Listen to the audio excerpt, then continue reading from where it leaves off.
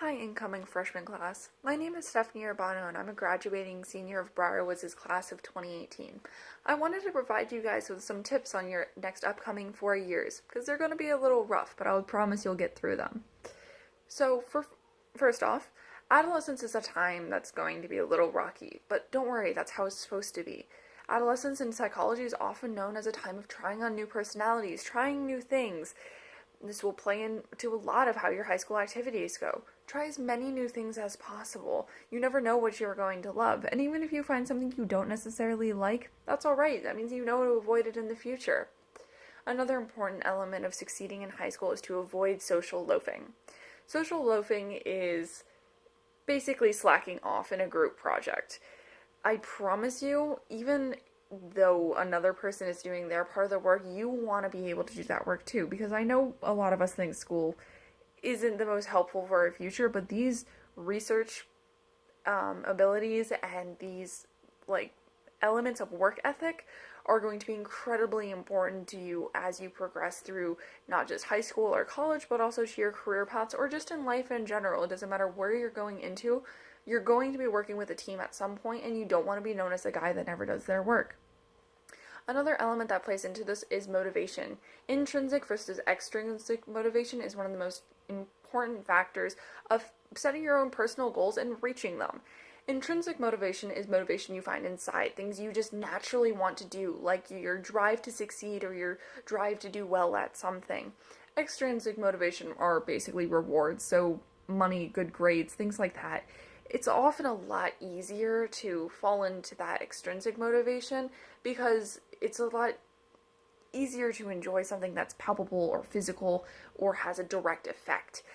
However, your real pride, your real joy, your real sense of self is going to come from that intrinsic motivation. And you should always follow your passion. That's really where your intrinsic motivation is going to lie. It's not going to be, as cheesy it sounds, as the money at the end of it or what your GPA is. Those things are just steps to get you where you want to be. Those are all steps to get you to reach what your actual intrinsic motivation is. Now, in high school, you're going to face a lot of stress. There's this thing called the gas curve, and it basically puts stress into three different categories. There's the start of stress, and that's when you're often feeling like you're most panicked, and then there's dealing with the stress, and that's when you've got things kind of under control, but you're definitely still stressed out. And then there's the exhaustion part.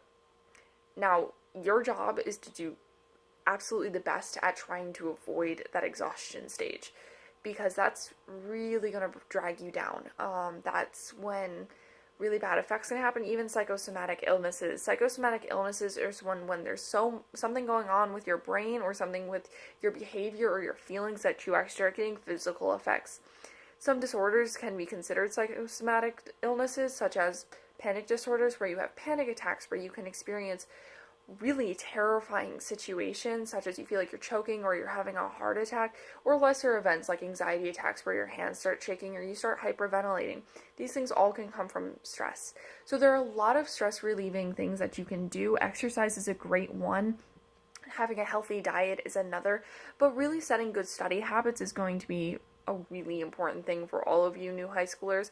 I know it sounds really silly, but really cramming, not the way to go. You want to have clear set out times where you can first off repeat stuff. Repetition is key to remembering anything, but also it's a lot better to remember things spaced out than to put it all at once.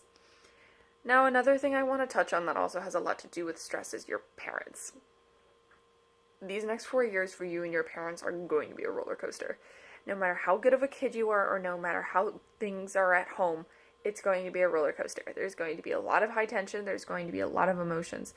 So what you really want to avoid, especially if you have like an authoritarian parent, try not to go too far out of your way to piss them off or to frustrate them. It's not going to help. Something that can help, though, if you have a parent that's too authoritarian or too aloof, either one on the spectrum is not going to help you out, is you really want to find that balance of an authoritative parent. An authoritative parent is one that still has discipline and rules and the child respects them, but they're not hyper strict or hyper lenient.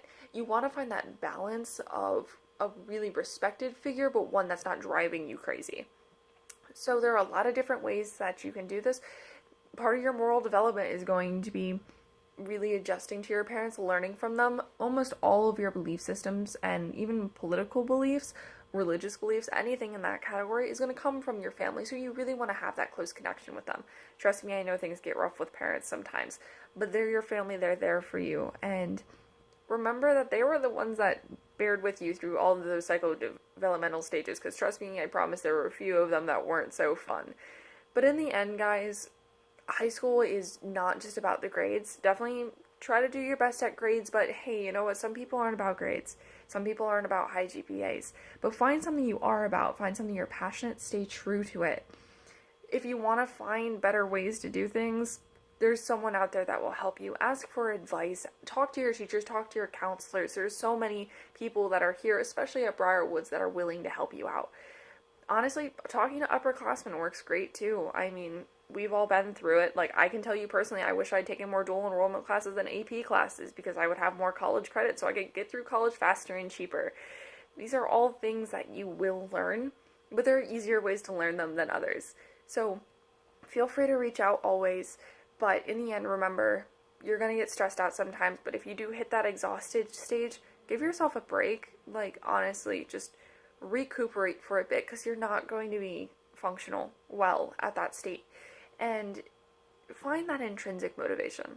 I think that's the best piece of advice I can give you from a psychological standpoint.